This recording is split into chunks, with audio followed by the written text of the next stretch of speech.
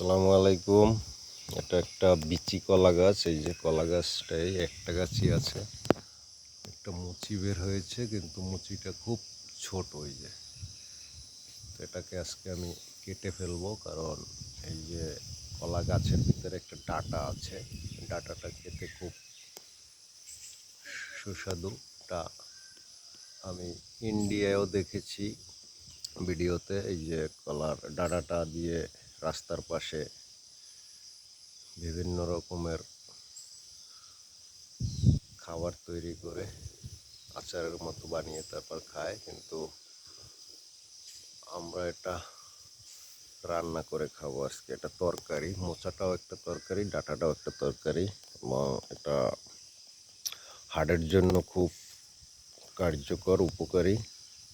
এটা সচরাচর অর্থে অ্যাভেলেবেল পাওয়া যায় না, কারণ এই আমাদের এলাকায় বিলুপ্তির পথে এগুলো।